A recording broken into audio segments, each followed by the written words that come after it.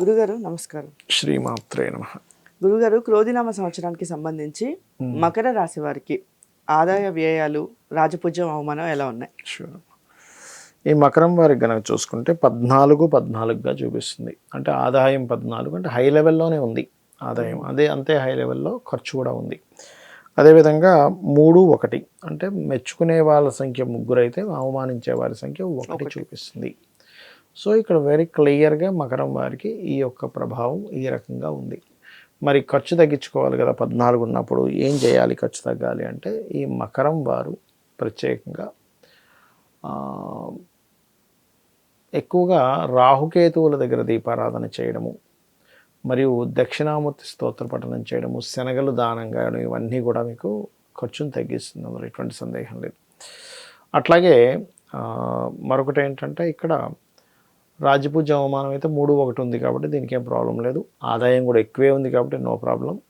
అయితే ఒకటే, 2వ స్థానంలో కూడా శని సంచారం జరుగుతుంది కాబట్టి రావాల్సిన డబ్బులు కొంచెం లేట్ అవ్వడము, దానివల్ల ఖర్చులు పెరగడం కూడా జరుగుతూ ఉంటుంది. కాబట్టి ఏలినాటి శని ఉంది, ఇంకా వీరికి ఇంకో సంవత్సరం 3 నెలల పాటు ఏలినాటి శని ప్రభావం ఉంటుంది. కాబట్టి వీలున్నప్పుడల్లా మీకు దగ్గరలో ఉన్న ఏదైనా శివాలయానికి కానీ, ఆంజనేయ స్వామి ఆలయానికి కానీ, నవగ్రహాల్లో ప్రత్యేకంగా శని భగవానుడి దగ్గర దీపారాధన చేయడం కానీ చేస్తూ ఉంటే 2 అంటే ఆదాయ స్థానంలో ఉన్న గ్రహం యొక్క ప్రభావం పాజిటివ్గా పనిచేస్తుంది. అయితే ఇక్కడ ఈ 2లో శని ఉన్నందుకు సర్వసాధారణంగా మకరం వారికి ఏమిటి, ఏలినాటి శని ఒకటైతే ఇంట్లో ఉండే వారి ఏజ్డ్ పర్సన్స్ వల్ల కొంత స్ట్రెస్ రావడము, అలాగే మరొకటి ఏంటంటే ఇక్కడ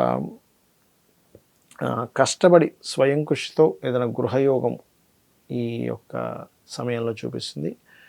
అదేవిధంగా మకరం వారికి మే లోపల ఏదైనా కొత్త ఉద్యోగ అవకాశాలు, మే దాటిన తర్వాత వ్యాపార అవకాశాలు పెరుగుతాయి.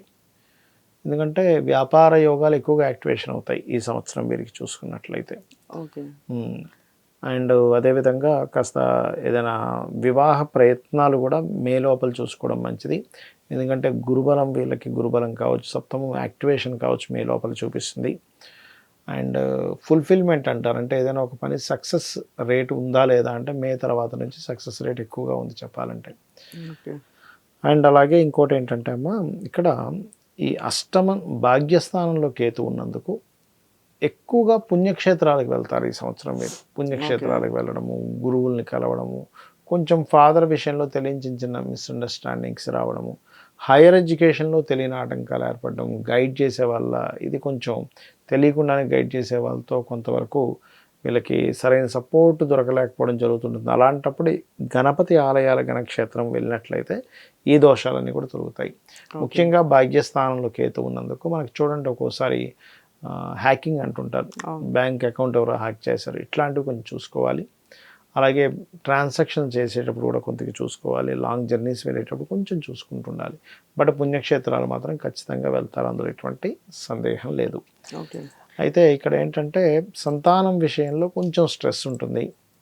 రాజకీయ పరంగా కూడా అంటే బయటకు అందరూ సపోర్ట్ చేసినట్టే అనిపిస్తూ ఇబ్బందులు ఇస్తూ ఉంటారు, అదొకటి చూసుకోవాలి సార్ రాజకీయ నాయకులు మే నుంచి ఈ మకర రాశి వారు ప్రధానంగా. అయితే వీళ్ళు చేయాల్సిన దానాలు ఏమైనా ఉన్నాయా గురుగారు? దానాలంటే ఒకటేనమ్మా, శనగలు దానంగా ఇవ్వడం మంచిది. ఓకే. ఎందుకు అంటే పంచమంలో ఆలోచన స్థానంలో 12వ అధిపతి వెళ్ళి కూర్చుంటున్నాడు కాబట్టి అదొకటి. కూర్చొని దక్షిణామూర్తి స్తోత్రాన్ని లేకపోతే దక్షిణామూర్తి ఓం దక్షిణామూర్తి నమః ధ్యానం చేసుకున్నా కూడా వీళ్ళకి దానం చేసినంత ఫలితం వస్తుంది. ఒకవేళ దానం ఇవ్వలేని వాళ్ళు ఇప్పుడు విదేశాల్లో ఉంటారు, అక్కడ ఇవ్వలేరు, ఇండియాలో ఎవరు లేరు వాళ్ళకి, లేదా పక్కన పెట్టేస్తున్నారు, సరిగ్గా తీసుకోవట్లేదు, దక్షిణామూర్తి స్తోత్రం కూడా ఆ ఫలితం ఇస్తుంది. అయితే గురుగారు, ఈ క్రోధినామ సంవత్సరంలో ఓవరాల్గా దేశవ్యాప్తంగా ఎలా ఉంటుంది? ఒకటేనమ్మా, మనం జనవరి ఫిబ్రవరి టైంలోనే చెప్పాం, జనవరి టైంలోనే చెప్పాను, అప్పుడు న్యూ ఇయర్ ప్రిడిక్షన్స్ అన్నట్టు చెప్పినప్పుడే కొంచెం ఫిబ్రవరి నుంచి ఈ బాంబు పేలుళ్ళని, అల్లర్లని, ధర్మాన్ని కాపాడుకోవాల్సిన పరిస్థితులని, నీళ్ళల్లో తిరిగేటువంటి వాటికి కొంచెం హైజాకులు జరగడం ఇట్లాంటివని, అంటే నీళ్ళల్లో తిరిగే పడవల మీద దొంగలు పడడం జరుగుతుంటుందని, ఇట్లాంటివన్నీ ఎందుకంటే జలరాశుల్లో శని కుజులు కలుస్తున్నారని చెప్పుకున్నాం. ఈ ప్రభావం మే వరకు ఉంటుంది చెప్పాలంటే, ఎందుకంటే మే వరకు ఈ శని కుజ రవి కాంబినేషన్ వల్ల రాజుల మధ్య యుద్ధం, అంటే ఎంతసేపు ఈ ప్రెసిడెంట్లు కావచ్చు, దేశ రాజులు కావచ్చు, వీళ్ళందరూ రాజులు అంటే ఇప్పుడు ప్రెసిడెంట్లు, పిఎంలు, వీళ్ళు వీళ్ళకి ఏంటంటే ఎంతసేపు యుద్ధం చేద్దామనే ఆకాంక్ష పెరుగుతుంది. ఎందుకంటే ఈ క్రోధినామ సంవత్సరానికి రాజు కుజుడు అయ్యాడు. కుజుడు యుద్ధానికి కారకుడు, కుజుడు గొడవకి కారకుడు, లీడర్షిప్ కారకుడు, అల్లర్లకు కారకుడు అవుతుంటాడు. ఏది కుజుడు పాడైతే బాగుంటే మళ్ళీ అది వేరే క్రీడాపరంగా రాణిస్తాడు. అందుకని ఏంటి ఈ యొక్క విషయంలో ఈ రకమైనటువంటి ఇది కనబరుస్తూ ఉంటాడు.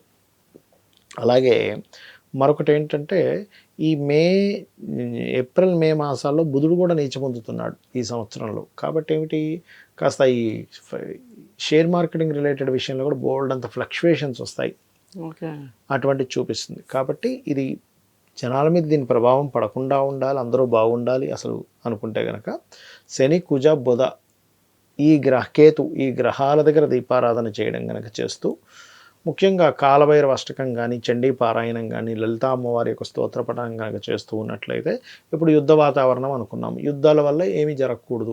వేరే వేరే దేశాల్లో ఇండియన్స్ ఉంటారు, మామూలుగా అందరూ మనుషులు లేకపోతే ఉంటారు, వాళ్ళకి హాని కలగకుండా ఉండాలి అంటే కొంచెం ముందుగానే యుద్ధం వస్తుందని కూడా కొంచెం స్టోర్ చేసి పెట్టుకుంటారు. ఇటువంటి జాగ్రత్తలు తీసుకోవడము కొంచెం నేను ఇందాక చెప్పినటువంటి దేవతారాధన కనుక చేసినట్లయితే బాగుంటుంది. అయితే గురుగారు మరి సాధారణంగా కొంతమందికి జన్మరాశి ఇవి తెలియవు, నక్షత్రాలు కానీ రాశులు కానీ తెలియని వాళ్ళు ఉంటారు.